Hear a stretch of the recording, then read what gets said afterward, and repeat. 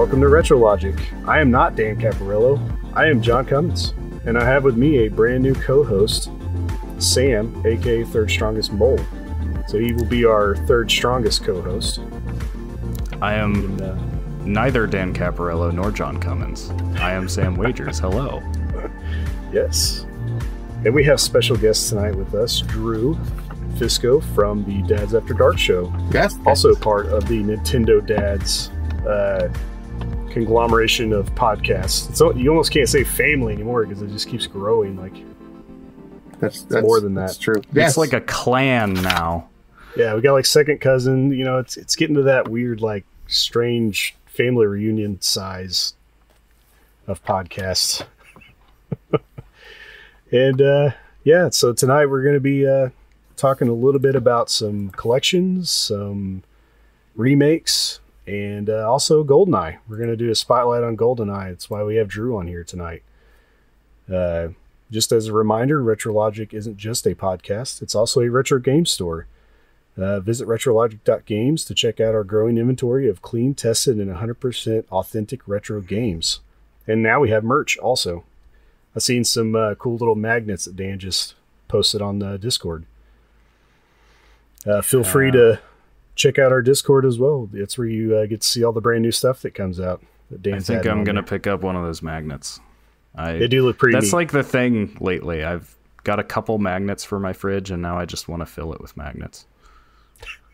Stickers work the same way. You just get one and it's like grows. Mm-hmm. Alrighty, so we'll start off with our icebreaker, and we'll start with Drew since you're the guest. What'd you buy? What'd you play? Yeah, I you know, since you guys are retro, I got to go with the retro stuff. I actually brought out my old Sega collection for the Switch. I think that's what it's called, right? And we Data East. We played through some. Me and my buddy played through some Gunstar Heroes. That's nice. One of my all-time favorite memories, favorite games. And I feel like as I get older, the game becomes more difficult. You know, you think back to those days. It's like I used to run through that game all the time.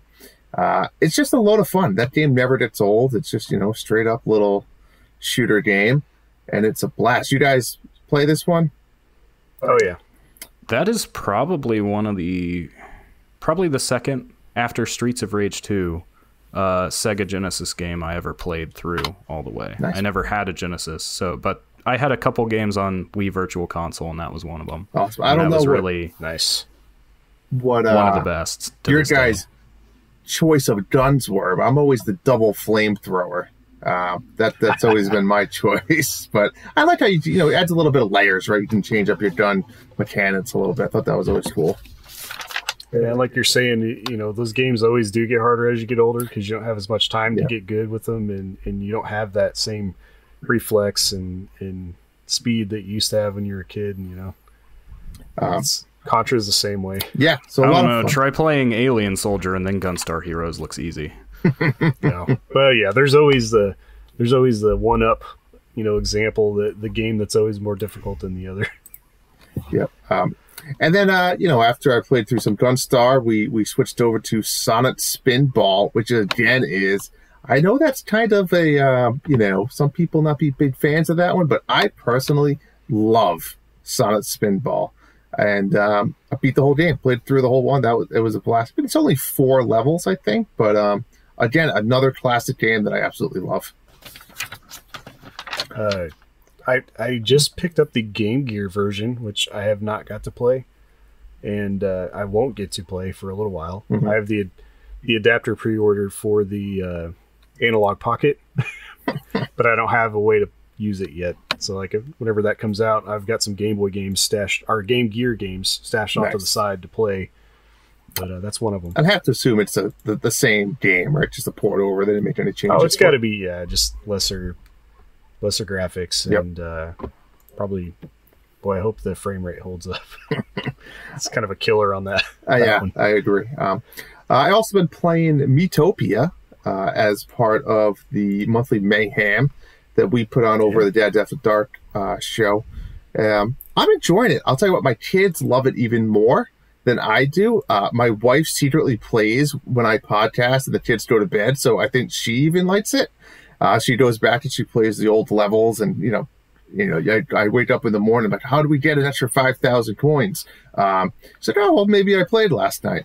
So it's it's a family affair. We're all having a fun playing the game. It's great seeing the kids. I mean, it's comical for a, like I said, a 4 and 7 year old, so they love it. But yeah, I'm enjoying it. I never played through the original version. I don't know if you guys played through the original one or this one, but it's fun. It is what it is. It's something spectacular. The RPG elements kind of suck, but it's basic ground level. It's all about the Mii's. Yeah, it's all about the Mii's. I missed this one on the 3DS, but I've purchased the Switch one and I just haven't got to it. There's just been too many other games ahead of it. Was it your co-host John that was saying that it gets kind of the fun of the Mii's wears off after a couple hours, and then you're just kind of left with a bare bones RPG? Yeah, that's what I was afraid of. And the bare bones RPG really comes down to a party of 4 people. You can pick your class and stuff, but you don't control the other 3 players. You only control one person.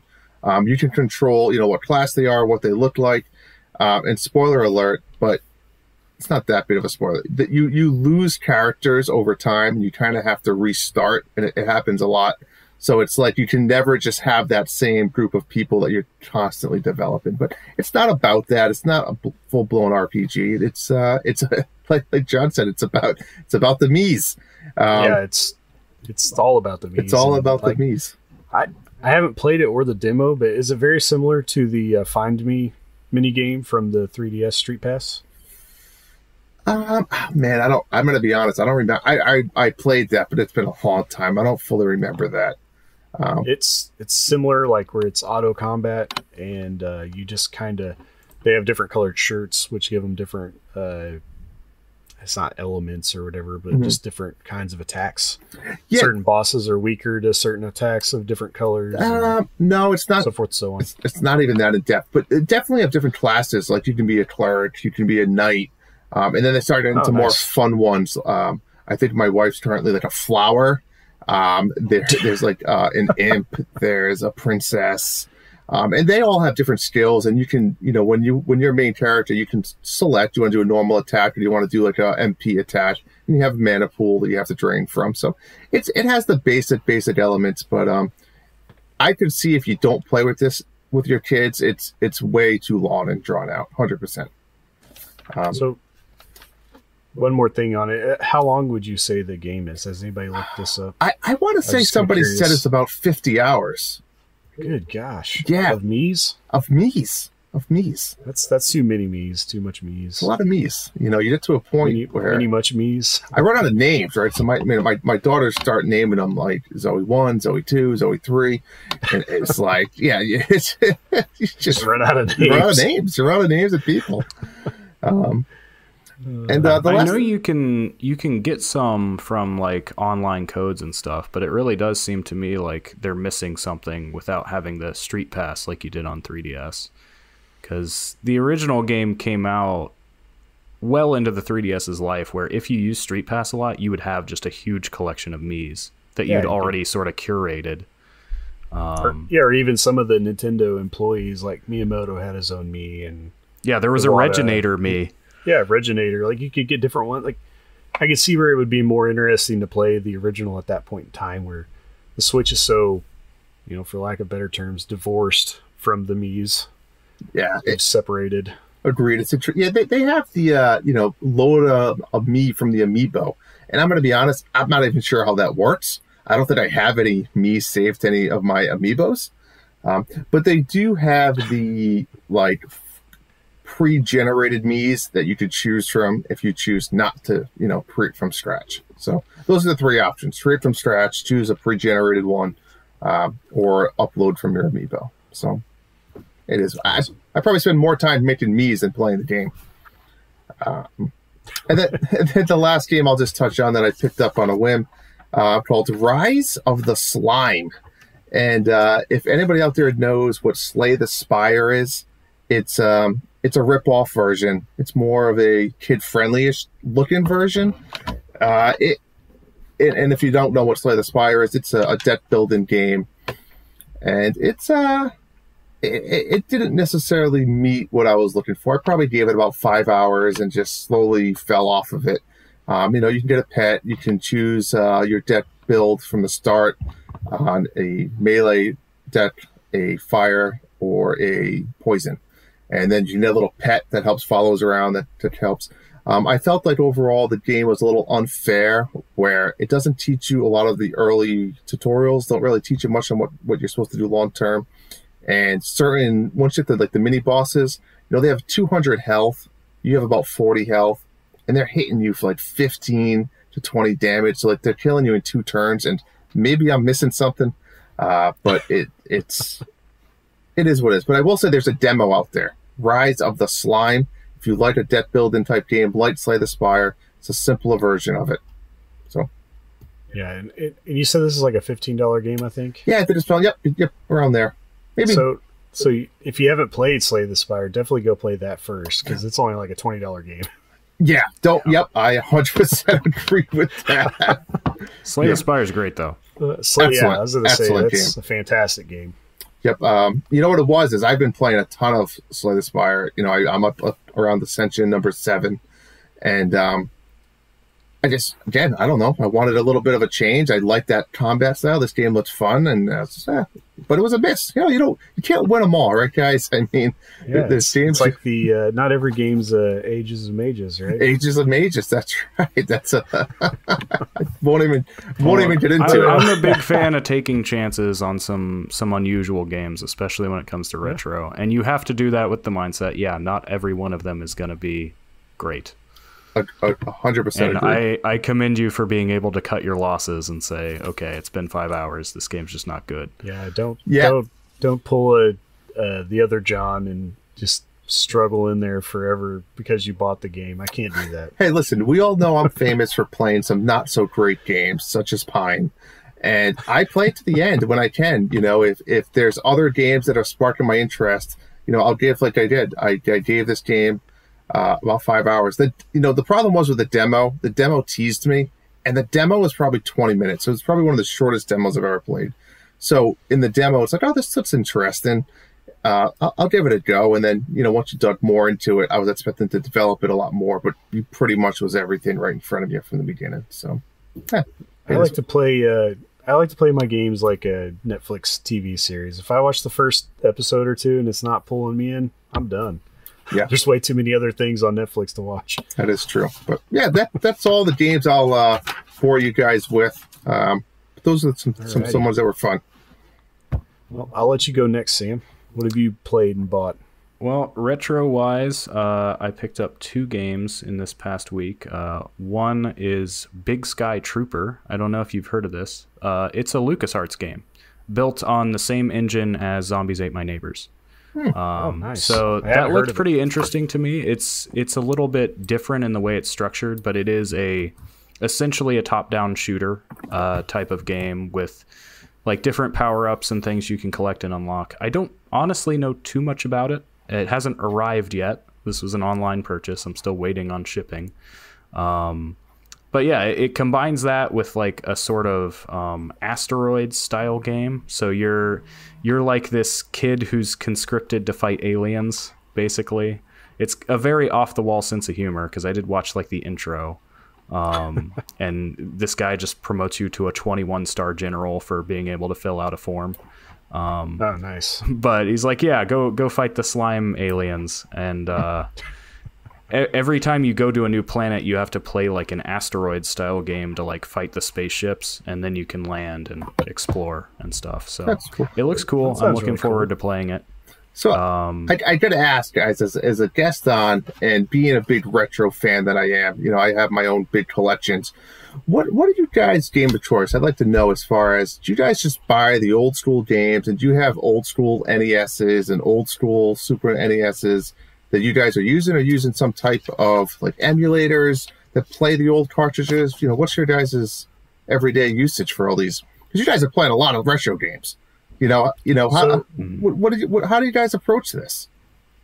So I do have pretty much original hardware for almost everything that I play. and I have what we advertise here a lot, even though it's called a RetroTink, and it basically lets us convert a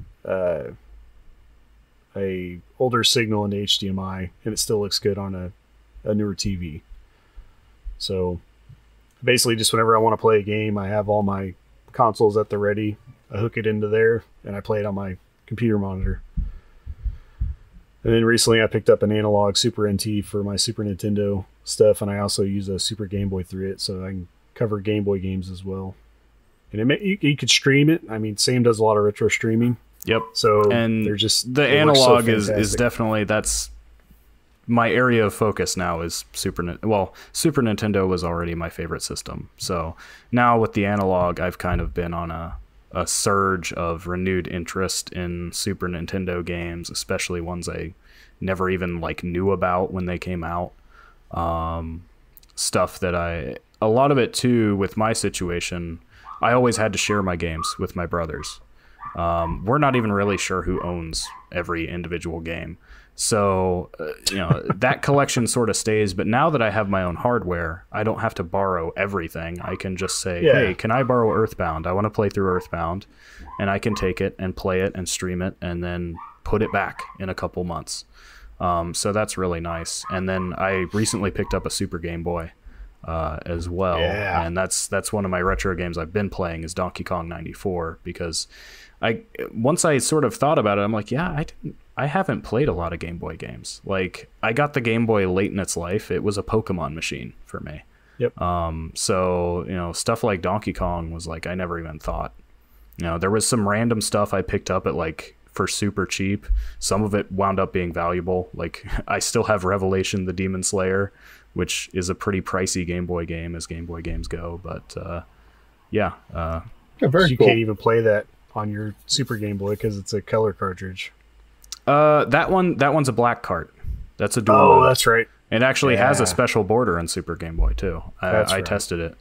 I realized that too. The clear carts don't work, and it's Game weird because I had a Game Boy Pocket and I could have swore I played clear cart games on it, but I don't believe that's possible. So I must be crazy. I must have just borrowed my brother's color at some point because I borrowed his games too. The Pocket was a weird iteration. It wasn't around for very long. It was only a couple of years. It was a half step in between. It was basically a smaller Game Boy was all it was. The Game Boy Color took the same form factor but added more powerful processing and colors. So it's very similar looking. But back to Drew's question, other than that, I still have most of my old systems. I actually ditched my Wii U, but I do still have my Wii. I still have my Game Boy Advance, my DS, my 3DS.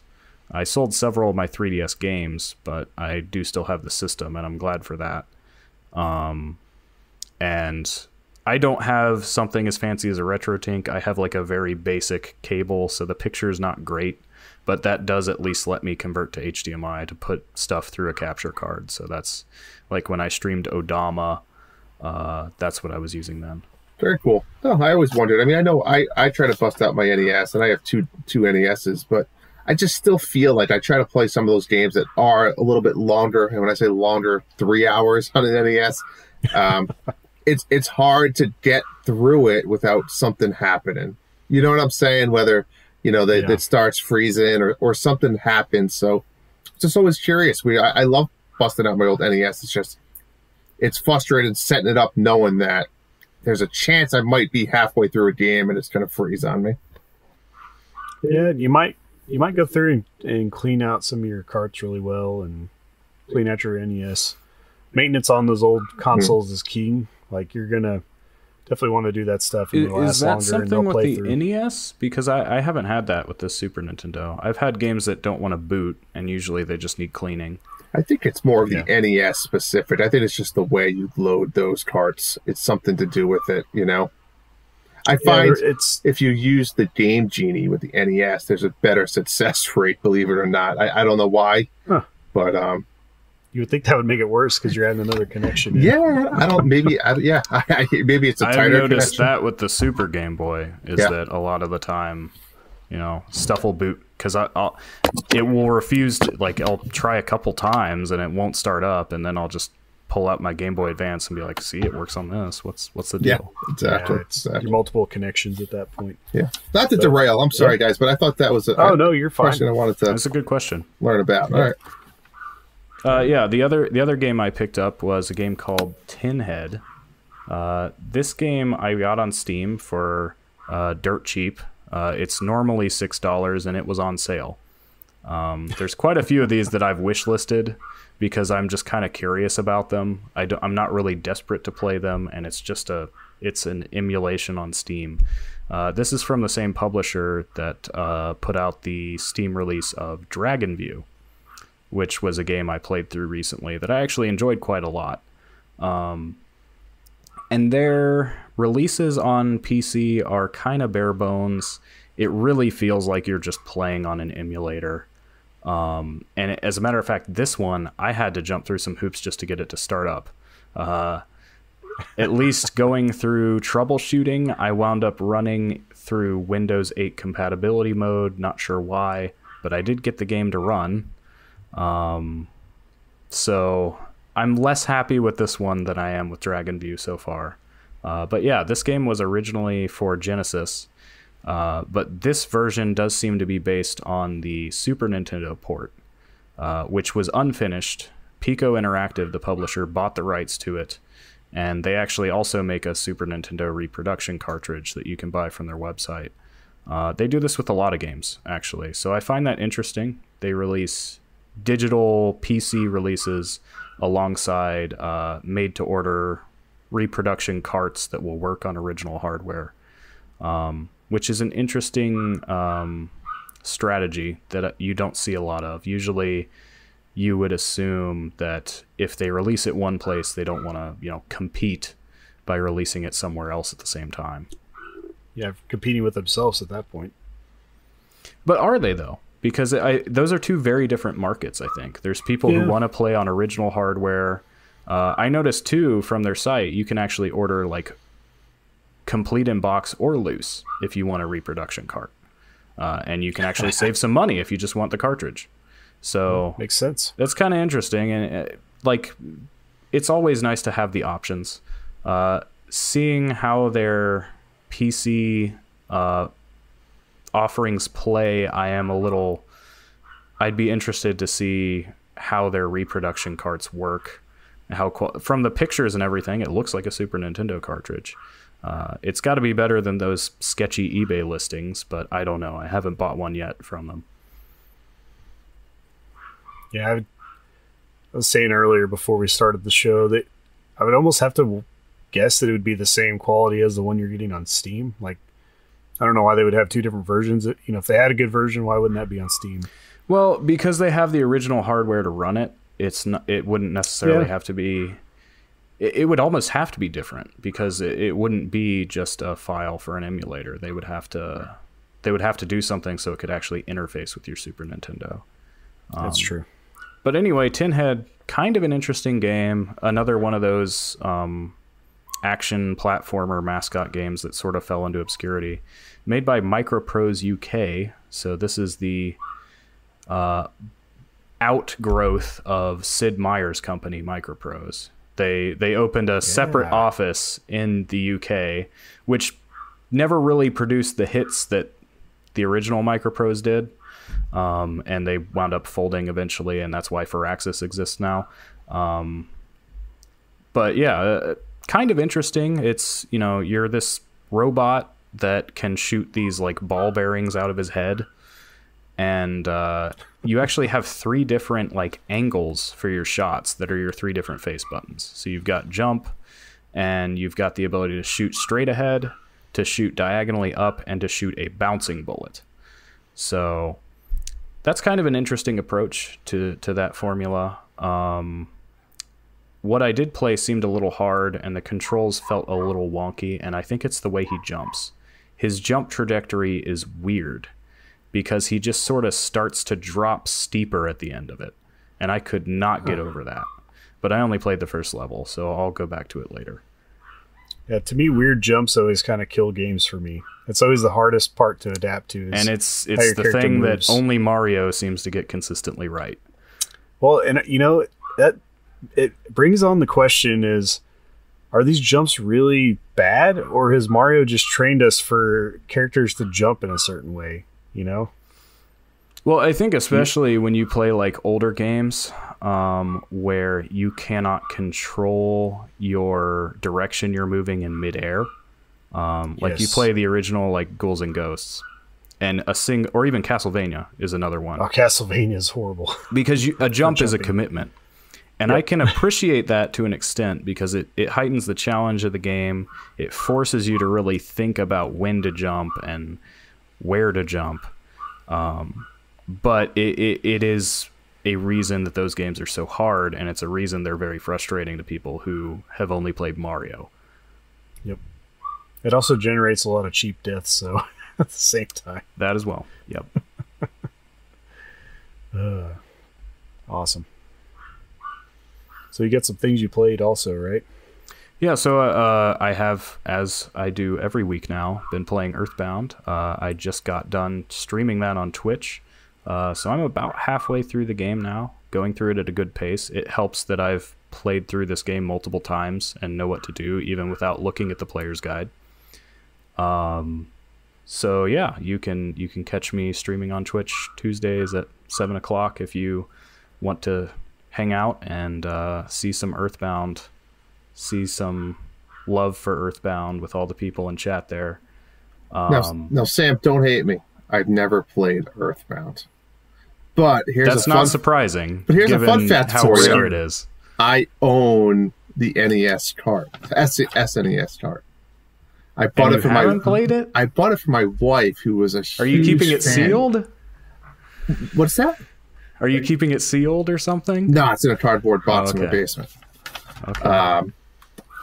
But yeah, I mean, I think I paid. I don't know what it's worth nowadays. I think I paid $175-ish. Does that sound right? That must have been some years ago. Why was it or you now? got a really good deal. Oh, it's easily $253 for a loose card. Oh, this was probably 15 years ago, 10 years ago. Oh, yeah. This was a while ago. That makes more sense. Yep. Maybe I'll have to bust it out now. Well, my brother pulled it out of a Best Buy bargain bin for $8, and our parents bought it for us. Yes. Can't beat That's that. awesome. And then I passed that was, up. 1997 or so. Yeah. I did the same thing with Chrono Trigger. I seen both of them in the bargain bin, and at the time, you just don't know. I didn't know they were going to become what they did. But I mean, how could we pass that one up? It had a big box. It came with a player's guide and scratch and sniff cards. But man, it looked weird. Like it did not look like the kind of game. That's why we wanted it. Yeah. I was too busy playing Mortal Kombat and things of that nature at that time.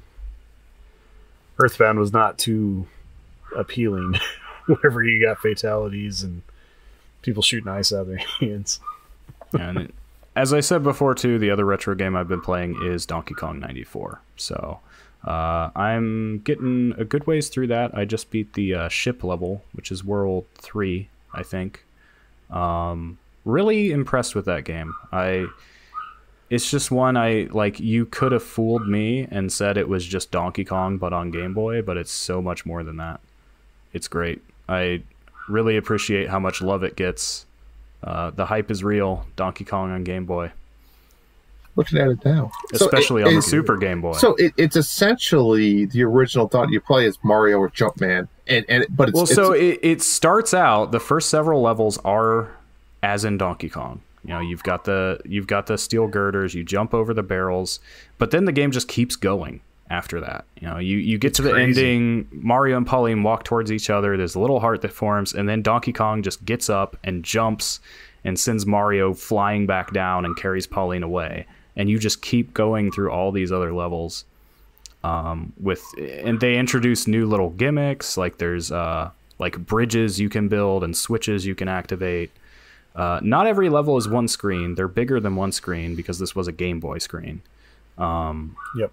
But, kind of puzzle platformer type stuff. Yeah. Pretty cool from the screenshots. That's interesting. Awesome.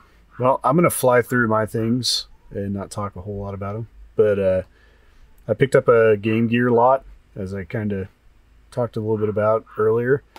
I think I got Sonic 1, Sonic 2, Sonic Spinball, Sonic Chaos, X-Men, Terminator 2, the arcade game for the Game Gear. And I think that's what I grabbed so far. I'm going to try to compile like a small Game Gear collection before I get my adapter and everything. So definitely pretty stoked about those. In that same store, they had a spelling checker and calculator game for the Game Boy. And I saw this and it immediately made me think about all the talk about this calculator app for the Switch. And I was like, Nintendo's already done this before. They've already had a calculator on their consoles previously. It was like $3, so apparently it wasn't even as good as this new one. So then I picked up R-Type Command for the PSP. It's R-Type. Can't go wrong. Also picked up Professor Layton and the Curious Village for the DS. I have never played this game. I kind of missed the DS era of gaming, so I've been kind of picking up odds and ends here and there to play. And this one definitely seemed like something I needed to grab, so went ahead and grabbed that. They had a copy of Beautiful Joe on the DS, which I didn't even know existed. On the DS? Yeah, I got a DS copy of the game. I'll have to... I haven't even got to try it out. I think I've got the GameCube game. Yes. There was GameCube, I believe PlayStation 2, and I think it was even on, Xbox, but I'm not 100% sure. Definitely DS was not one that I thought of platform-wise when it came to this game, so I'm definitely going to check it out and report back to see what it's like. It just caught me by surprise. They had a copy, and I was like, man, I've never seen that. Got to grab it. It's one of those deals. That's really all I picked up. I have kind of a short list this week. As far as what I've been playing, I think I'm about a third of the way through Phantasy Star, the Sega Ages version, replaying this game. I haven't played it since I was a kid. And I don't think I ever finished it. So I want to do a complete playthrough this time around, which is way easier because you have a map and an explanation of what all the items are and the weapons. Because there's some pretty obscure, like the healing items are a cola. You know what a cola is? It's a healing item that gives you 10 hit points back. You know, and the one of them's a burger. It's like that sounds like Earthbound. Yeah, exactly. But yeah, there's just some really obscure things on there that, you know, without the item list on the menu, you would have to look them up every time to see what they are. So I'm about a third of the way through that, I believe. I got Maneater as a game to review for the Nintendo Dads, and did a first look on that, and I could stop playing it. So nice. I have the opposite review of the other John of this game. I 100%ed it in about 3 days. It's not a very long game, so you don't have to worry about it taking hours for it to get interesting. It picks up pretty quick. I think the part that John was talking about where you're the young baby shark, that only lasts about probably 30 minutes or so, or an hour, and you start evolving and getting bigger and tearing up more things. But it's super fun. It's an action RPG with a different spin, you know. But it's definitely one to check out. Don't sleep on it. It's pretty good. And last but not least, Marty was on the Nintendo Dads was talking about Boomerang Fu again, and it was on sale, so I went ahead and picked it up. And me and my kids have played this every night for a week. Yeah. My 3 older kids and I, my wife even played a few rounds, but yeah, we've been duking it out every night for a couple hours even. And this will definitely be in the family rotation of games that we multiplay for quite a while, I'd say. It's pretty good. And with that, that's the conclusion of my things that I've been playing and what I bought. So let's go ahead and hop into the Price is Retro game.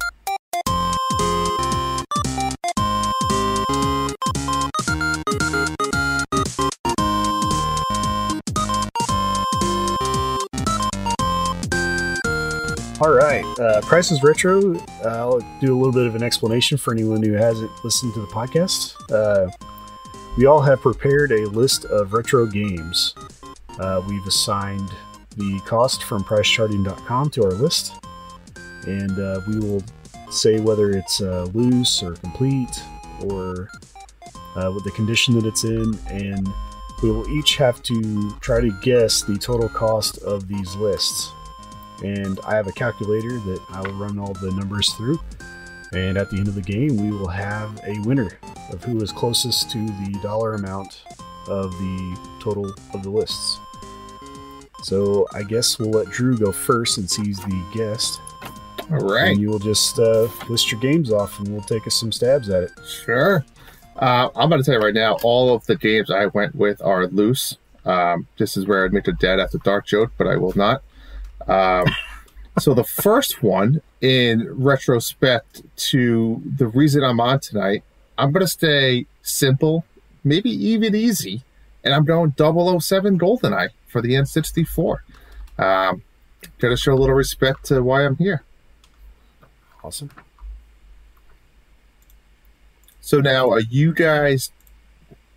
How are we doing this, John? You'll list off your whole list. Okay, got it. And since you've already told us they're all loose, that kind we're guessing takes the total that part out of it. All right, so we're you going guys to are adding in your head. Yep. Got it. All right. Yep. Add in our head. We're going to put the totals together. All right. Next one, we're going to go on the NES. We're going to go Chip and Dale Rescue Rangers number 2. Ooh. Okay. And then let's go over to Sega, and we're going to add in there Mutant League Hockey. Ooh. Classic there. Yeah. And we'll end at 3. We're going to stay simple. Awesome. Okay, 3 games. I think I've got a good number. Okay, I have a number. I'm going to say $210. As I expected, you're above what my guess is. My guess is $150. All right. Do you want me to break it down by game or just give you the total? You give us your total. So the total is $387. Chip and Dale must have gone up. Chip and Dale, from what I got, was $302. That game significantly went up in price. I know it's a lot, crazy. But yeah. Now, I thought 300. That had to be like complete in box. Have you guys played this? Because I unfortunately have never had the opportunity to play. I mean, I am obsessed with the first game. Yeah, the first one is one of my favorite. And GoldenEye is around $20, and Mutant League Hockey is actually very expensive, around $65 for that game. I don't know why, but it's expensive. I totally was way off on this one. All right, so Sam, you can do your list next, and I'll go last. All right, my list is also all loose games. I have 4 of them. The first is Dragon View for the Super Nintendo. I mentioned this game earlier. The second is Nights into Dreams for the Sega Saturn, followed by Stubbs the Zombie for the Xbox, the original Xbox, and Arx Fatalis for the Xbox. All loose, once again. All loose. I'm not sure I even know what these games are. So the one thing we have on the show, Drew, you can ask for a genre of game. That's your lifeline. I'm gonna need some type of genre description on that last one you mentioned. Arx Fatalis. It is a first-person RPG. And what system did you say it was for? Xbox. Yeah, see, I was never an Xbox guy.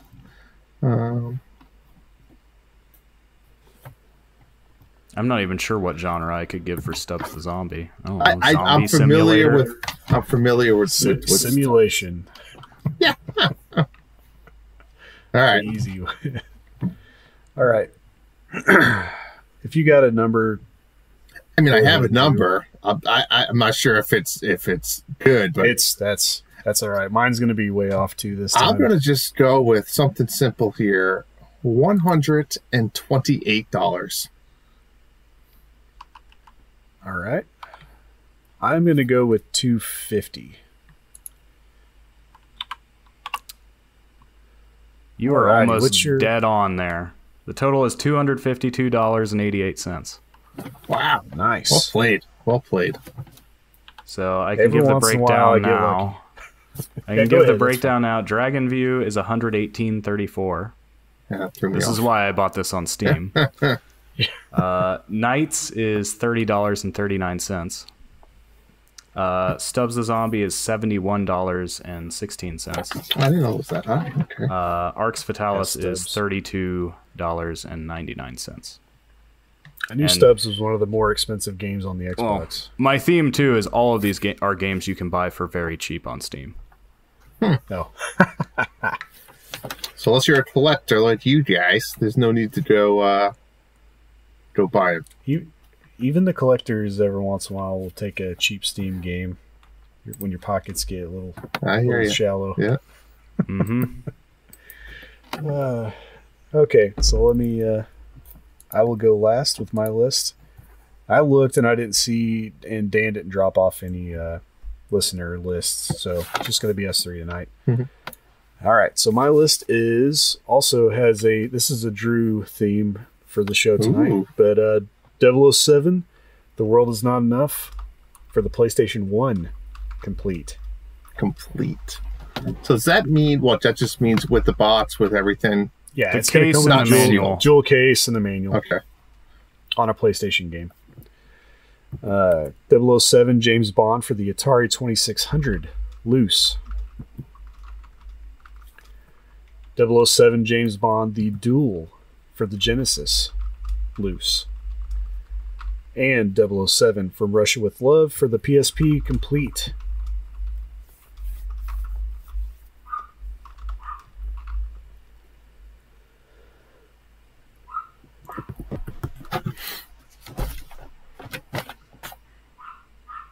All right. Yeah, okay. I got a guess. All right, what's your guess? I'm going to go $190. All right. I'm going to go just a little higher, $215. Oh, man. This lot is one of the cheaper lots I've ever posted on or listed on this show.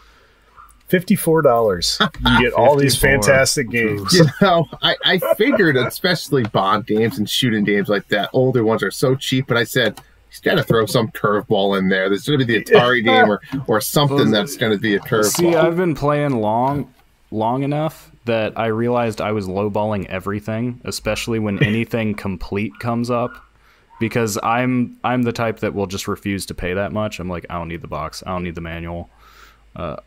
If I can save money, I'm gonna save money, and now I'm overcompensating for that. I think you've been on a guest on the show enough times. You've learned that the curveballs do come, and we usually have one. This time, no curveballs. Well, and I know PS1's been blowing up too, so there's really no curveball to the James Bond games. Like Drew said, they're all fairly cheap. Like I even looked, I couldn't find one that was over $20 hardly. So I'll go through my list real quick. The World's Not Enough for the PS1 complete is $9. James Bond for the Atari 2600 is $20. James Bond The Duel for the Sega Genesis is $15. And excuse me, From Russia with Love for the PSP, $10. So it's a pretty rough list whenever your Atari 2600 game loose is your most expensive game on the list. Mm-hmm. That's really saying I something. never even heard of the Sega one. You said it was? It's just called The Duel. It's got Timothy Dalton on the front of it. I didn't either. So a lot of times with these ones where I go with a theme, I just pick the theme and then I type it in on price charting and I just go through the list, start looking at all the games that are available. And I learned things. Like I didn't know there was a Bond game for the Genesis. I was kind of surprised. But so today's winner is me. with a $180 difference. Sam was at $398 and Drew was at $261. So we had another excuse me, game where the guest guessed just a little bit better than one of us. I think that's going to happen more often with me here. You should have started perusing the price charting website a little bit more often. I guess so. Alrighty, let's see. What's our next topic? So we're going to move on to talk a little bit about crossplay real quick. Dan has decided that this crossplay is going to be Chrono Trigger. So you can play it anywhere that you can get a hold of it. We realize this is kind of a harder to get game to play on original hardware. So we did want to mention that there's also a Steam version and a mobile version. They're not the best versions, but they're probably still better than some of the original versions. Like the PlayStation 1 is pretty hard to play with all the loading that goes on with it. Yeah, the PlayStation version is one of the more affordable ones if you have a PlayStation. If you want to go or PlayStation 2. If you want to go original and buy a copy, I definitely suggest that because the SNES version is now well over $200 and the DS version is probably floating around $75 for a loose copy. So definitely harder to get a hold of, and the Steam one is going to be like $10 or something. So if you really just want to play along with us, feel free to buy the Steam one or the mobile one. Even with, Steam sales happen literally all the time. Like you could probably wait for a sale within this month. But yeah, this is a fantastic game, and I don't think Dan has ever played it, so I think that's one of the reasons why we decided that this was a good one to hop into, and it's got a lot of community love. So anybody that wants to come play with us, and let us know your thoughts and everything on Discord. So, all right. Next up is This Day in Gaming History, and we have a few games to talk about. The first one I'm just going to mention really quick, and you guys will probably have some input, I imagine, but the Game Boy Camera, released 23 years ago on June 1st in 1998. And I thought this one was kind of an appropriate topic since the new Pokemon Snap just came out, and they kind of, Fujifilm put out a newer version of a, Game Boy Camera style deal with the printer. So I thought that was kind of neat. Yeah, I mean, the Game Boy Camera, it's, to me, it's one of those things, just because you can doesn't mean you should. Oh, man. Yeah. Yeah, they wanted to just prove that they could do it. I mean, it's like, what do you do with it, I don't know. Maybe it's me, but I never was fond of it. I didn't look at it. I think we weren't the target demographic for this, Drew. I think we were a little too old when it came out. I imagine my 8-year-old daughter would have been all over this when it came out if she was, in that time frame. Yeah, no, you're right. You're probably right. And then you'd be going through paper and nonsense. Yeah, you're right. I guess you're right. I was young, but I never wanted it because What do you do I with was it? never into photography, really. So I remember there was some connectivity with Link's Awakening. You could do something with the Game Boy camera there, right? Yeah, but I don't think anybody that was into photography was into the Game Boy camera. It was like the opposite of photography. It's yeah. I like seeing the newer contraptions where people have put adapters on it for newer digital camera lenses. Have you seen those? They'll 3D print out like a cone that has an adapter basically, and they can use like a something from a newer digital camera, like an actual lens, and it makes the picture a little better, I guess. But it just cracks me up that somebody would take the time to go back and redo something for the Game Boy camera. All right, enough about Game Boy camera. There's not a whole lot to be said. It was neat, but Dan's not here with us. He mentioned Quest 64, which also came out on the same day as Game Boy camera. I don't know if you guys have anything on that. I have played Quest 64. It's a game I never bothered to go back to, but I remember thinking somewhat fondly of it as a rental from time to time. Never got very far. I don't know. My brothers and I were just like, oh yeah, Quest 64, this is so cool. Like, well, we didn't play a lot of RPGs or anything like them, so we didn't have anything to compare it to, really, other than like Earthbound and Pokemon, oddly enough. I think you nailed it. That was one of those I always saw at the rental store, and it never made like my take-home list. You know, it was always like lingering there, like, oh, that looks fun.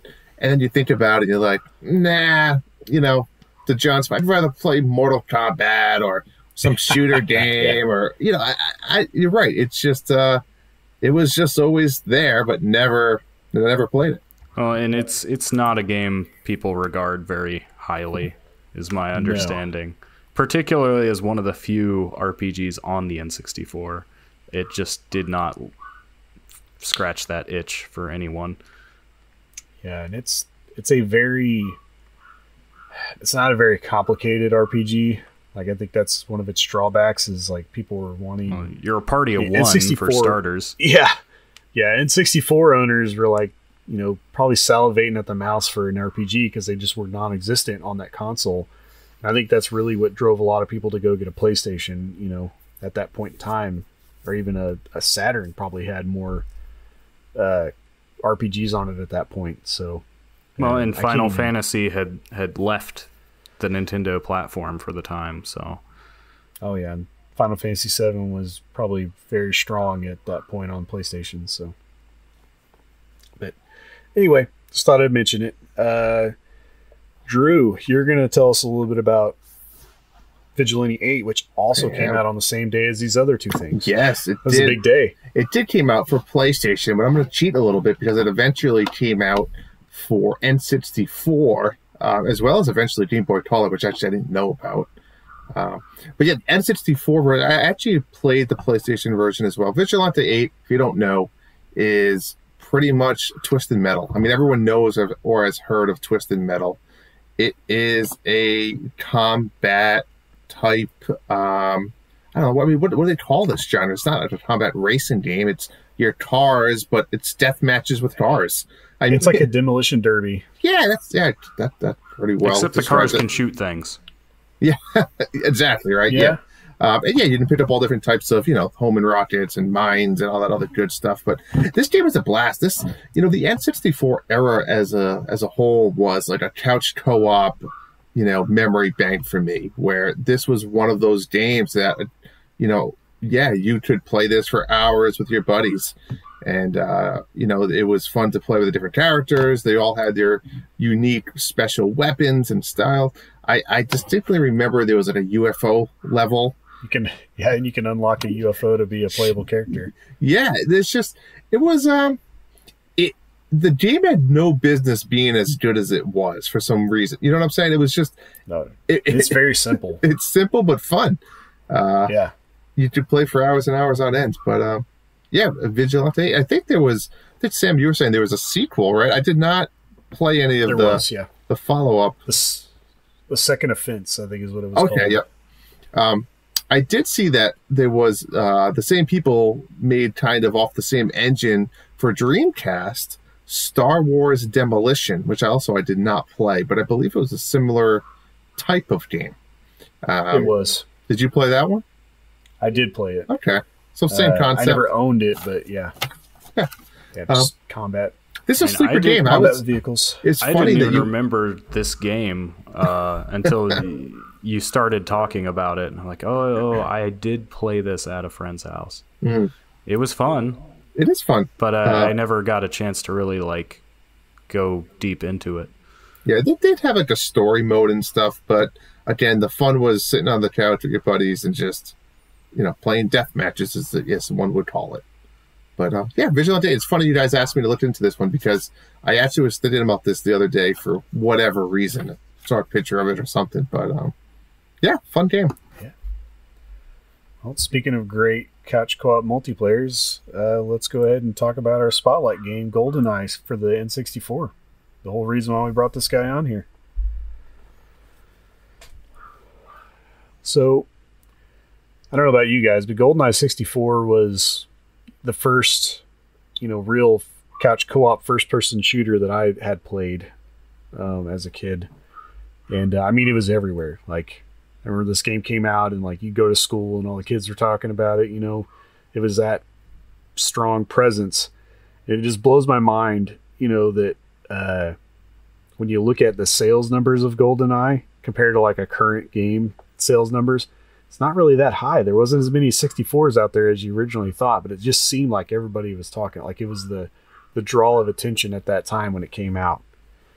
And it was a very impactful game. You know, it brought on a lot of games afterwards that just kept building upon the same principles of the game and how it works. So, you know, probably wouldn't have a Halo today without GoldenEye.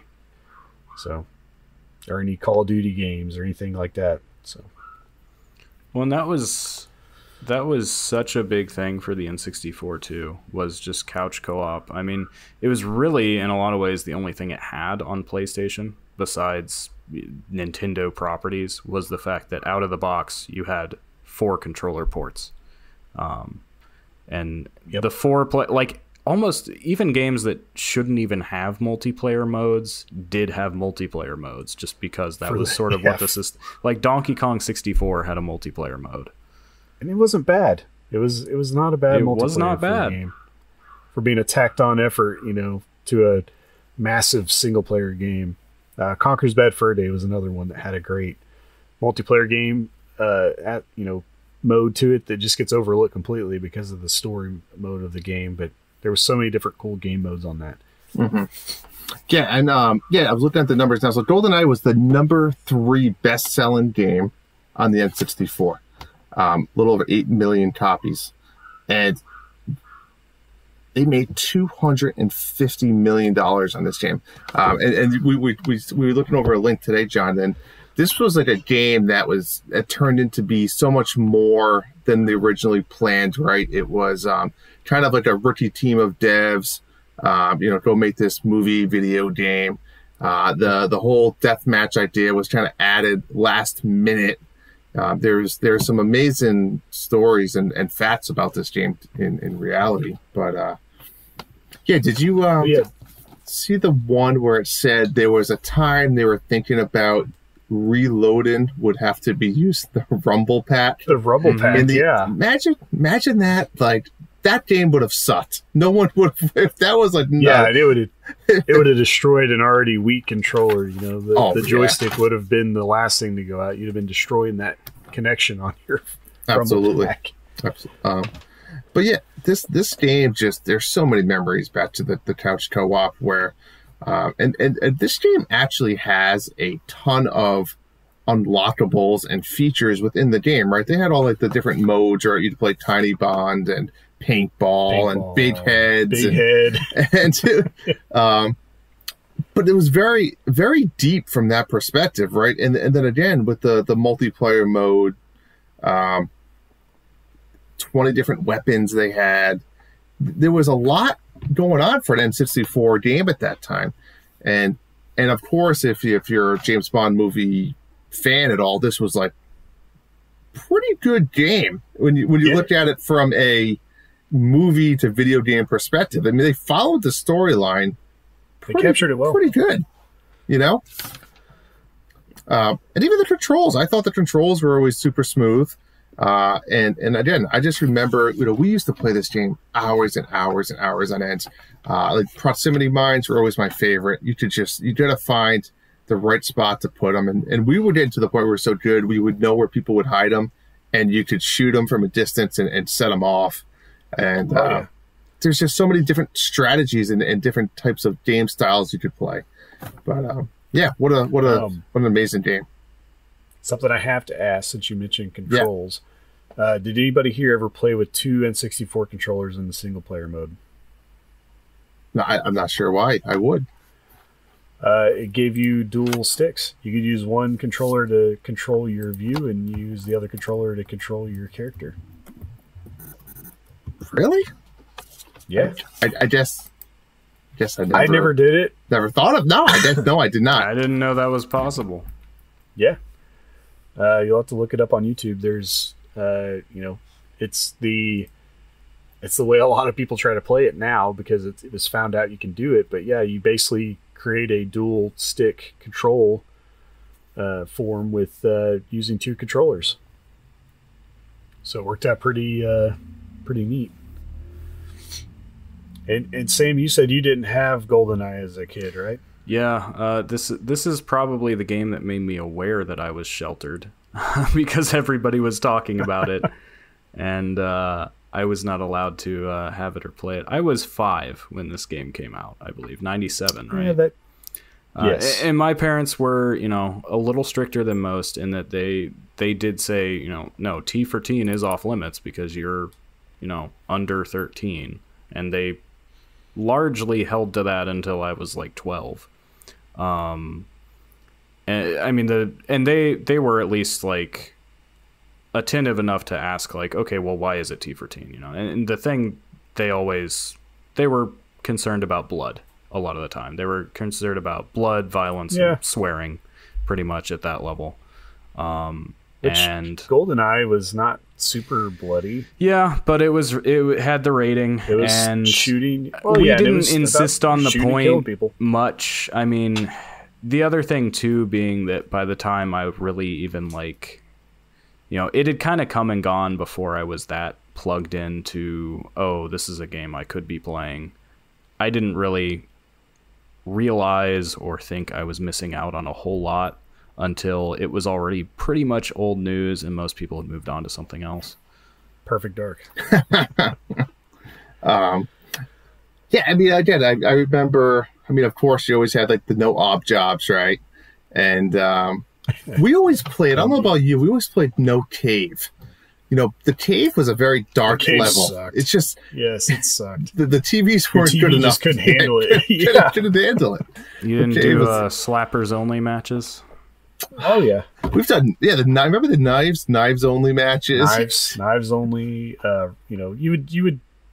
The cool thing that I liked about GoldenEye with the multiplayer is you could set it up by weapon types. It's like you could choose whether you wanted pistols only, explosives only, fully autos only.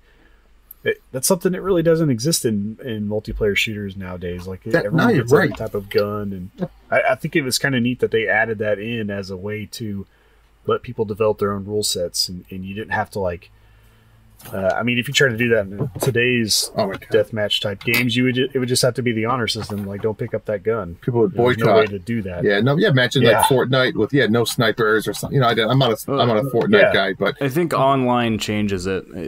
It's hard to do house rules in an online game, so to speak, unless you're setting up a private match. Yep, that's fair. It was Bond is a video game franchise that will always be special to me. But I'd be remiss not to mention. I have to say maybe a Bond game that for me was better than GoldenEye, and I'm talking about on the GameCube, Nightfire. Nightfire for the GameCube when it came out was one of what I remember at the time was the first game to allow you to have death matches with computer players, up to 8 people. So what we would do is me and my buddy would play this nonstop, and we would do 2 versus 6. And it would be 6 computer players. There was no online back then. You can't always get 4 or more people.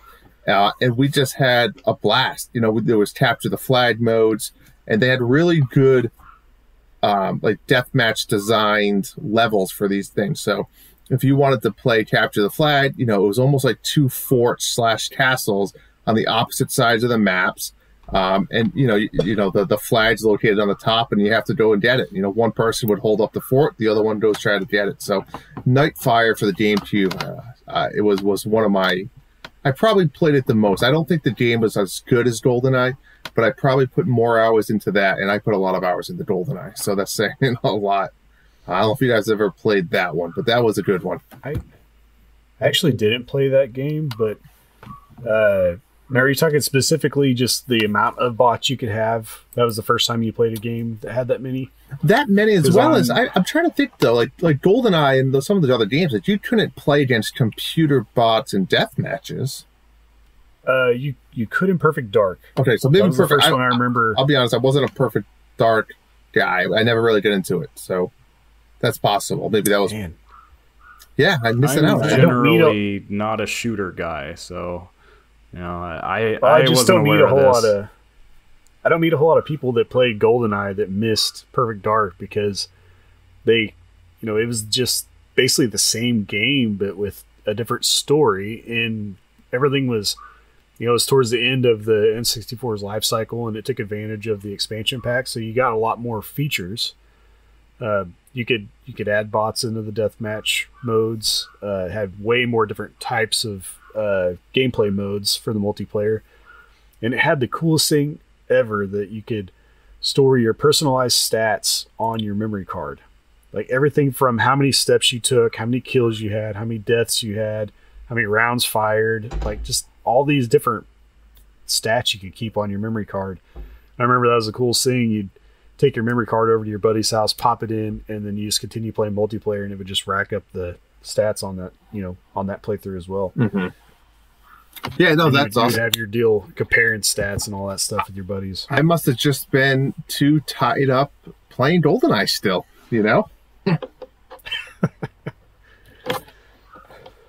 But yeah, GoldenEye was like I said, it was just a super iconic game for the time that without it, without its influence on the console gaming market, I don't think we would have we wouldn't have got them as quickly. As soon as GoldenEye came out and became a smash hit, I think everybody picked up on it and said, hey, we got to start developing multiplayer first-person shooters for consoles, because before that was really only PC realm. You had stuff like Half-Life and things like that, Doom, and just it was mainly PC was the area where you played a first-person shooter. And GoldenEye said, hey, we're going to do this on a console. So again, very iconic, just an awesome game. It's just amazing that it turned out as well as it did when it was made by a bunch of developers that knew nothing about 3D exactly, games. Yeah. Coming from Donkey Kong Country and things of that nature, never even got in 3D realm, and they're like, let's make GoldenEye. Yeah. All right. And like I said, the story mode matched the movie perfectly. They did a good job, and it was fun. It was the perfect challenge. They had the different levels of difficulties. And there was even, again, unlockables for beating the game in certain time limits and certain difficulties. So, yeah, overall, it's great. Now, I kind of wanted to bust it out and play now, but it probably doesn't hold up as well. Might not. The controls are harder to get used to now that you're used to controlling, view with your right stick. Yeah, no, exactly. Yep. So, yeah. All right. Well, I think we touched everything that we can on GoldenEye. Let's move on to the news part of the show, and we don't talk about new news; it's old news.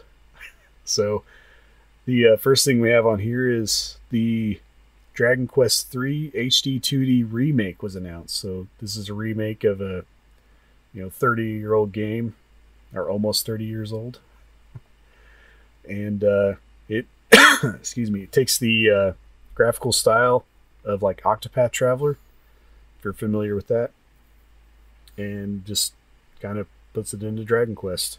Yeah, it's actually Unreal Engine is what they use for Octopath Traveler. I always find that funny because Unreal Engine, I picture like Skyrim or those 3D models like that, but it is technically their own iteration of Unreal Engine that they use for that. So diverse on what you can do with that engine. But are either one of you guys looking to pick this up? I might. Or is this out of your This could be zone? what finally. I always suspect I will like Dragon Quest, but I never try it because it's just such a time commitment that I'm like, I could just play other stuff instead. I've tried 11 twice now. I started the demo. I didn't finish the demo because I just decided something else.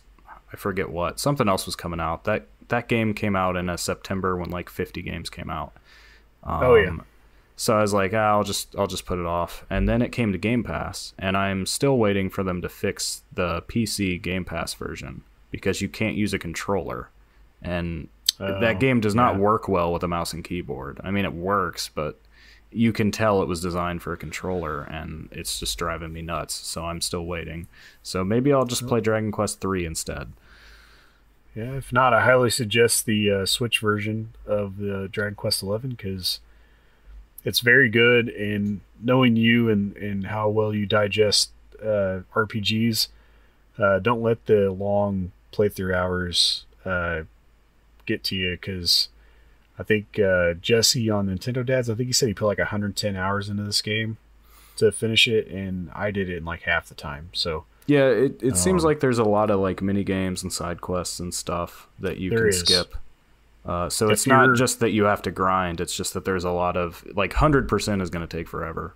Well, yeah, and that's the thing like that I found with Dragon Quest XI, which is very unusual with other Dragon Quest games, is I didn't have to grind very much. There was just a little bit at the very end that I had to do a little bit of grinding, but for the most part, there was enough, the appropriate amount of things were put in place in front of you to get to the level you needed to be to complete a boss. I think that's the tough thing with RPGs, is sometimes people conclude the game as grindy just because they are not strategizing.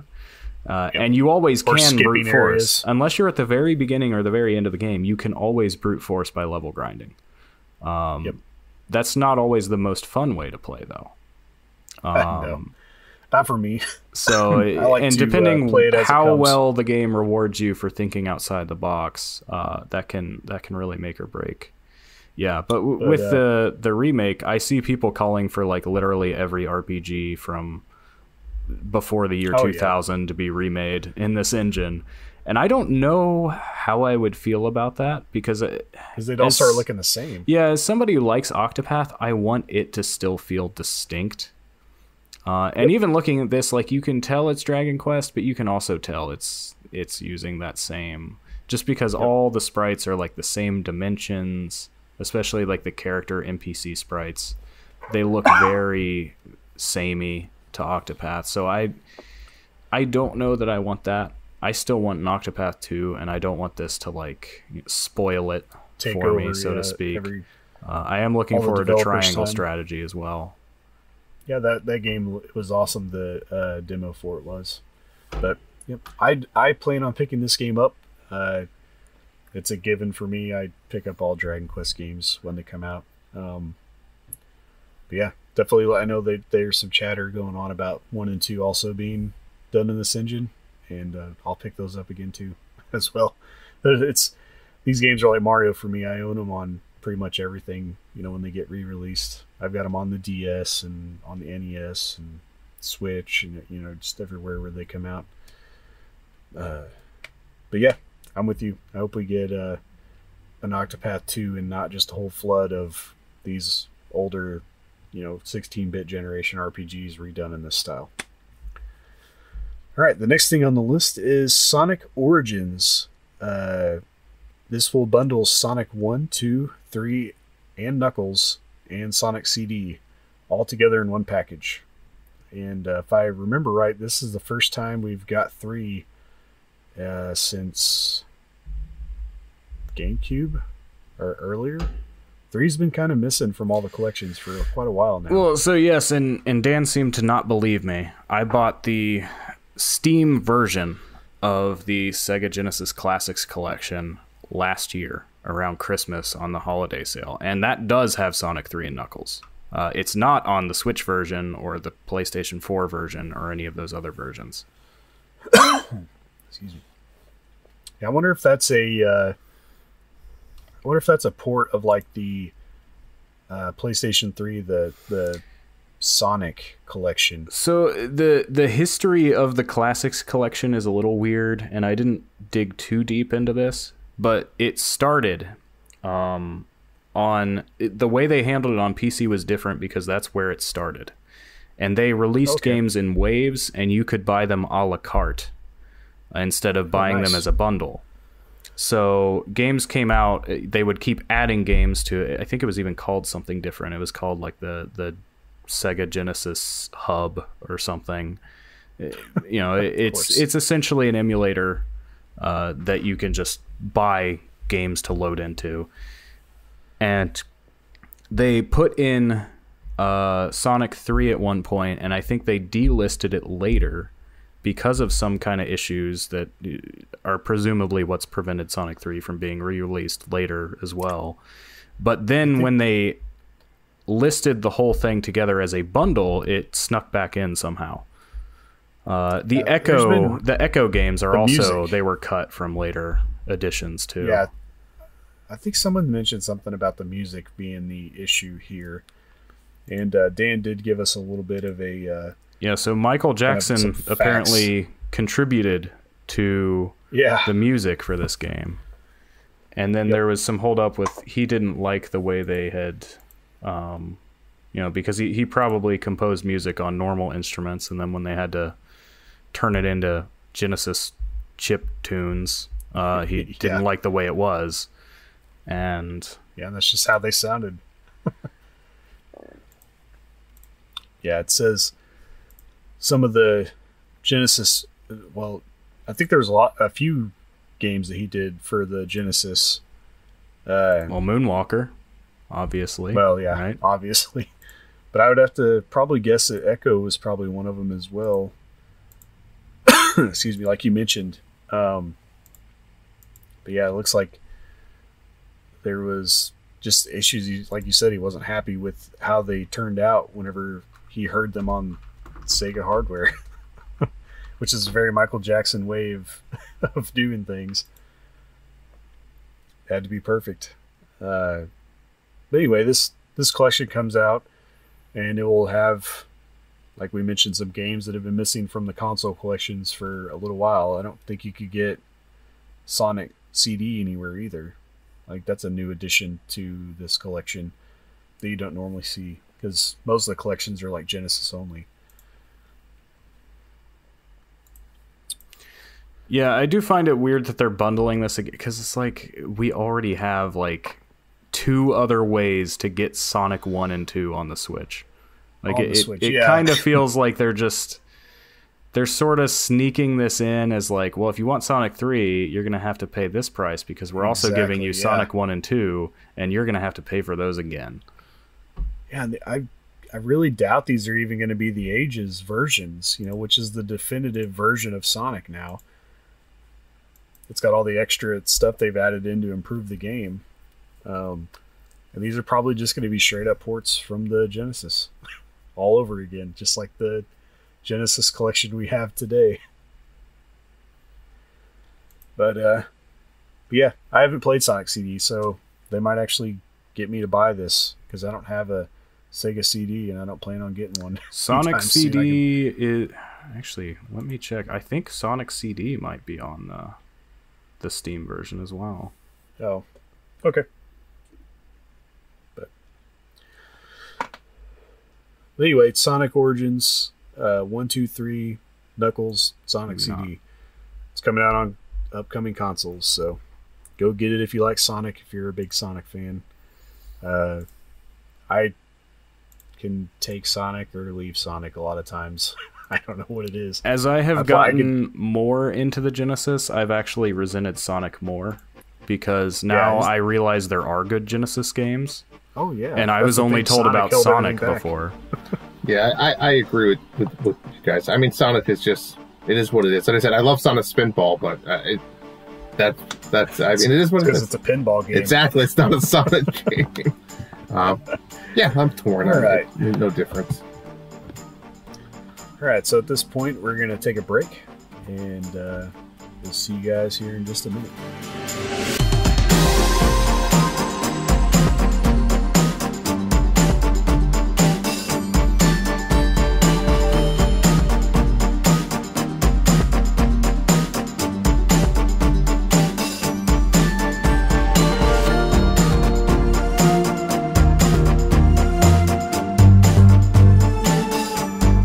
Back from the break, and we're going to get into the question portion of the show.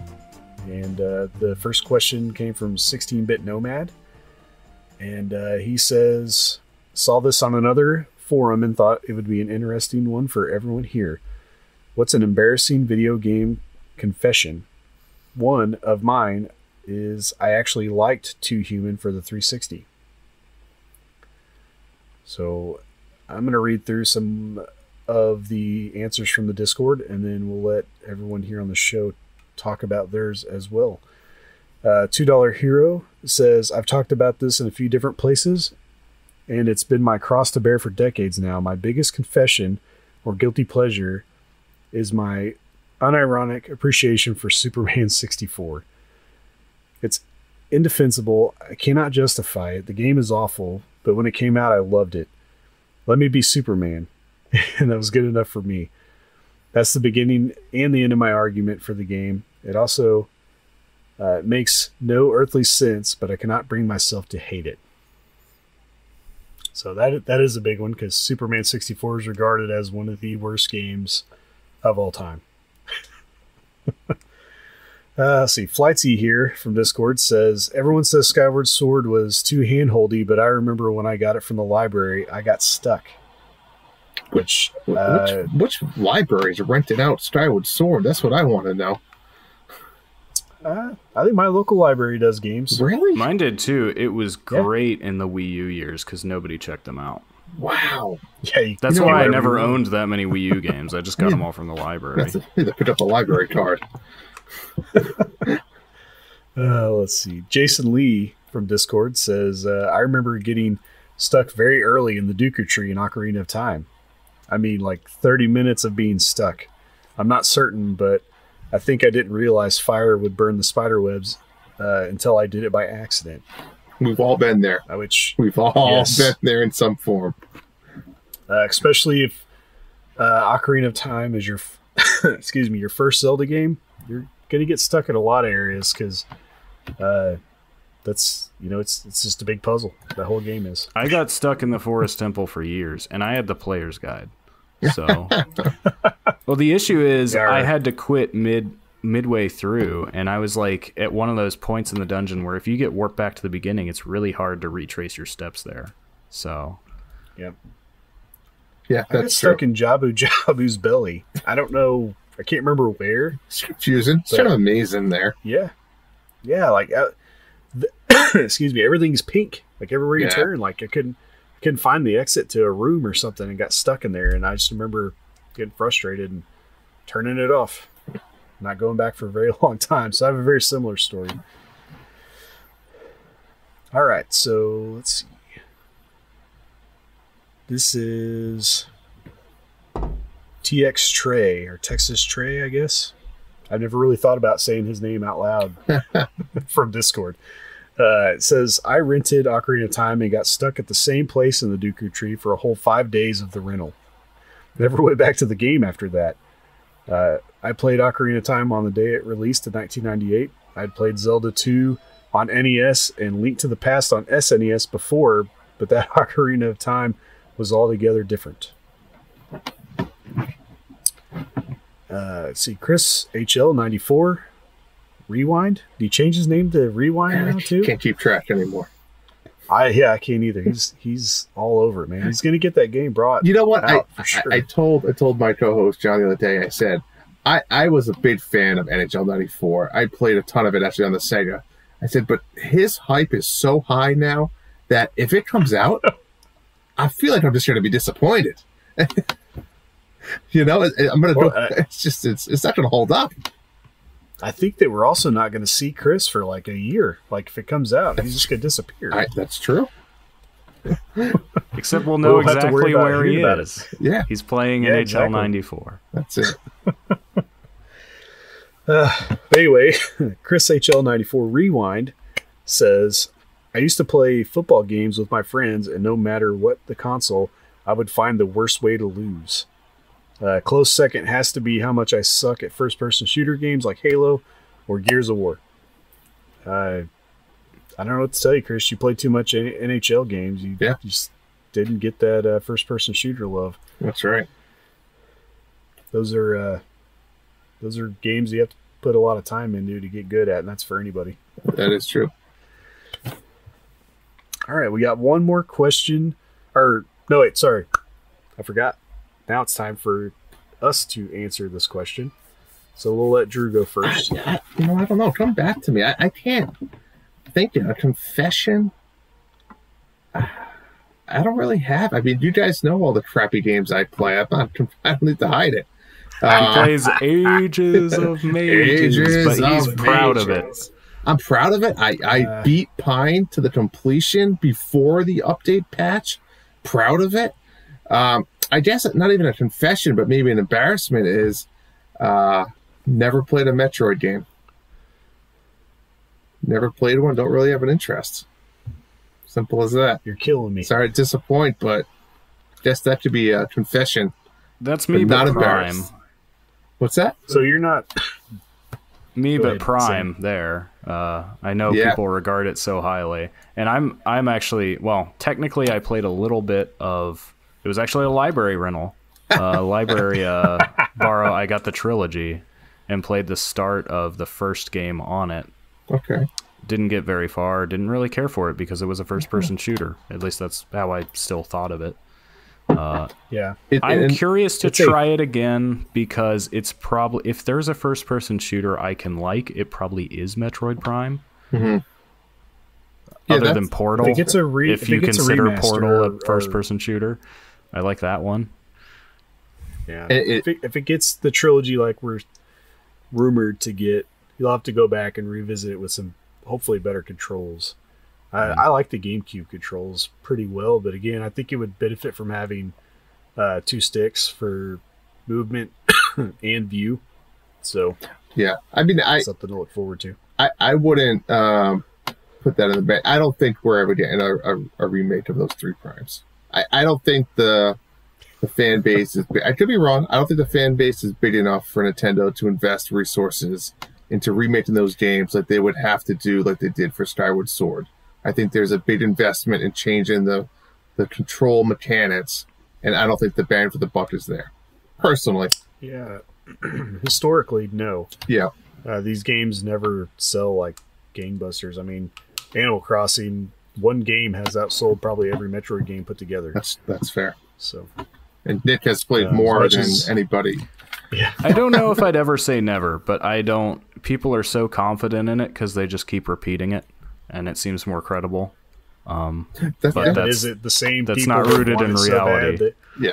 Is it another Chris with his NHL 94 Rewind? If I just keep talking about it, surely they'll put it out. Hey, that's what we do, right? Sometimes we, you keep talking about it enough. Existence. Yeah, well, we forget the reality from the rumor to the wants to, I wanted Mario Golf long enough that it did come out. So you never know. You never know.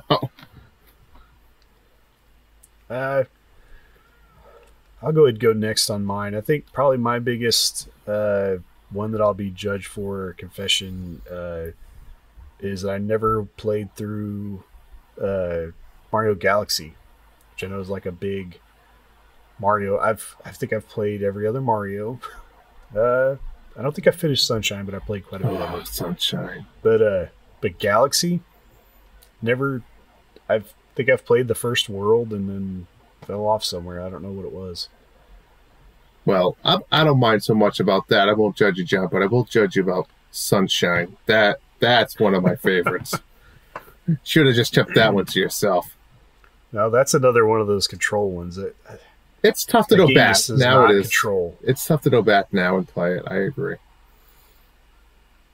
All right, what about you, Sam? You're the last one. If we take it in the direction of like a guilty pleasure more so than a game I've never played, even though this is a game a lot of people like, I consider Kingdom Hearts a guilty pleasure for me, especially because it's one of those games that does a lot of things I will criticize other games for. And I just tolerate it for whatever reason. Like, way too long cutscenes, plot that makes no sense and is so full of itself. Oftentimes the combat is just button mashy, and I don't know why. I guess the first one hit at a good time for me. The Disney characters suckered me into it, and I just keep putting up with it. And I've been playing 3 recently, actually. It came to PC finally, although Epic exclusive. So I've been playing Kingdom Hearts 3 and still somewhat enjoying it, despite all the things about it that should be ticking me off more. Hey, I'm a little jealous. As much as, like you said, everyone gives it negativity for it. I've always wanted to try it or play it, but it's just always been on the opposite consoles that I own. So I probably never will at this point. I feel like I've missed the ball. But yeah, if you try to go back and play the first game, you'll probably find pretty hard to do at this point. Yep. And now that there's 23 of them, you're going to be... Well, I still regard the first one as the best, but that's. I think the series' problem is bloat. It just, both in terms of plot and in terms of mechanics, just kept piling things on. And it doesn't completely ruin the game, but it's like, yeah, they need to trim some fat. For sure. Alrighty, so we have one more question. And this came from... I can't remember who gave us this question, but it's for the Throwback Thursday from last Thursday. And it says, this might have been Dan that gave us this. It says, tell me about a time as a kid where you got a game as a gift. Who gave it to you? What was the significance? Does it hold in your life today? So, Drew, if you need more time. Sure, no, I can think of one here. So it's, what year did the Sega Genesis come out? I guess that's my first question. So, 87 or 88?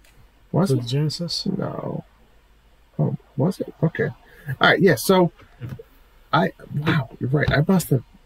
Anyways, so when I was a young lad, my Christmas, my grandmother bought myself and all of my cousins. We all got one. We all got a brand new Sega in the box. It was like the coolest thing ever. It was my first ever probably new personal console, right? You know, we had the NES. We never really had the Super NES because we got the Sega. But for me, it was special, one, because it was like my first personally system. It was a gift from my grandmother. And now there's just so many memories of even the day I opened it to all of the games that I played over the years on it. And yeah, just a no crazy story, just a personal attachment to it. Man, we're out to bring you back on for a Sega episode now. I didn't know you were a Sega guy. I was, yeah. Like I said, it was indirectly, but I played tons and tons of Sega games. A couple ones that stick out. Zero Tolerance. You guys ever play that one? That was a first-person shooter. I did not play that up. You'll find Sega games hardly. That one's a good one. But yeah, I could go on and on about great Sega games and crappy Sega games. But there's plenty of both. That is. I'll like some recommendations from you at some point, maybe. Oh yeah, I've thought about getting into it because as has been brought up on this show a couple times, Sega has remained pretty affordable to get into collecting. Yep. So, I'm tempted. I'll bust out my collection, Sam, and I'll just take a good screenshot. And then if there's one picture, or if you start looking them up, I'll tell you which ones I like or which ones I didn't like. I'll have to do that. All right. What about you, Sam? Yeah, I shared this in the Discord already, but and I guess I must have ignored, or maybe I thought I was younger at the time. This was when I was 17. The question does say when you were a kid, but 17-year-olds are basically kids, right? Yeah, that's right. Yeah, I didn't grow up till I was 25. Well, after I checked the release date, I was like, oh yeah, I was turning 17. But the game was Scribblenauts for the DS, and it came out just after my birthday, so I asked for it, and because my dad asked me, hey, I know you're into games, and is there any games coming out that you would like for your birthday? And I said, well, there's this one I saw a trailer for, and I showed him the trailer.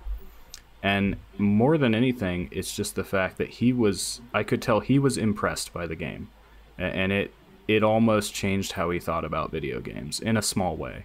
It wasn't necessarily a watershed moment, but I think if there's one that I can point to, there'd always been some sort of tension in my life with, like, you know, my parents didn't necessarily disapprove of playing video games, period, but they always thought I spent too much time on it, right?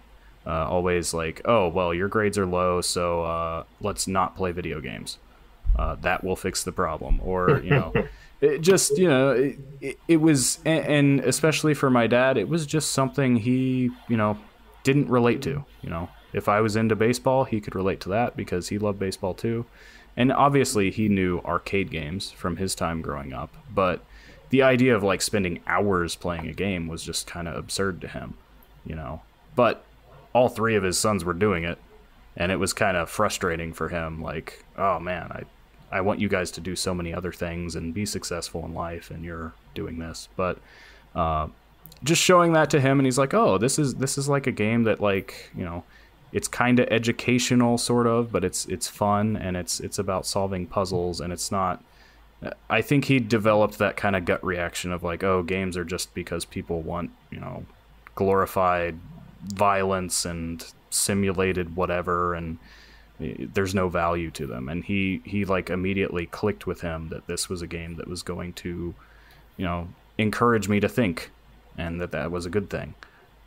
So I got, for my birthday, they printed out the box art and made a little card that I could open up and put a receipt inside for the pre-order. And I still have my rooster hat that came with the pre-order bonus. That's awesome. The rooster hat is awesome. That's a cool story, Sam. Thanks for sharing that. And then, I mean, that game, it was kind of game changing, right? I mean, that was kind of the first of its kind when that came out. That was pretty nifty. I remember playing the game as well. So that's cool. I remember solving most levels by gluing the star to a pterodactyl. I don't know if I tried that one. I don't remember that. But yeah, I also put my story on Discord as well. Shortly after the question was posted, I think it was 99. I got my N64 for Christmas for my brother, which was very late. Until up until that point, I was always playing on friends N64s. I got the Donkey Kong 64 Jungle Green bundle. Ooh, came with the expansion pack. And that same year, I got a copy of Ogre Battle 64 from my grandma, which is probably why I like the game so much. But yeah, I played through that game. I think I played, just sat down and played almost all the way through it for like 2 days. It was got on like a Christmas break. And yeah, I lost my grandma shortly afterwards, so I think that's one of the reasons why it meant so much to me. Yeah, that's not a good one. I same situation. I hear you. There's sometimes, video game connection, you see that console or a game sitting there and gives you a little bit of memory, right? Oh yeah. And and you know what? It's funny. I think all three of our stories kind of tie in together where there's some type of sentimental value of who gave us the gift and why they gave us the gift. So it's cool. When we didn't know each other's stories. So yeah, works out good. Yeah. Well, alrighty. I think we've wrapped things up, and this has probably been one of our longer podcasts without Dan. I really thought it was going to be the other way around. I thought we'd go shorter. This is the Dan is missing episode. It's kind of like Mario's missing. That's right. So, as for always, thanks for listening to the RetroLogic podcast. We are proudly part of the Nintendo Dads family of podcasts. If you like what you hear, check Dan out on Twitter. I don't have a Twitter anymore, but you can check Dan out for sure. You can check out the Instagram for RetroLogic Games.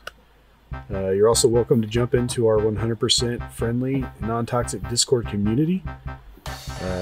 There's a link for our Discord in Dan's Twitter bio, if I could talk. You can also find everything on our website at retrologic.games. So, thanks for listening, and we'll catch you guys on the next podcast. See you later.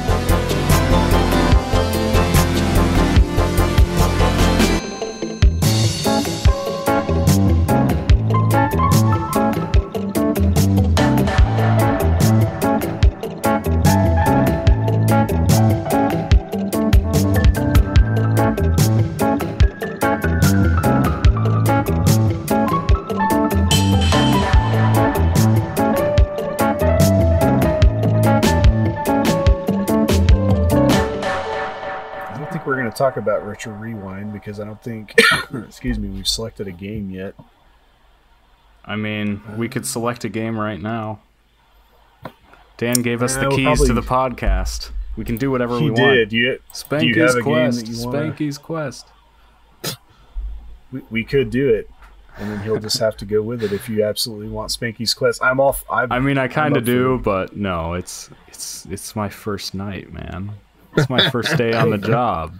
I can't be too fired crazy right away. I already failed to defend my honor against Drew and Price's Retro. That's so. dumb luck. Dumb luck.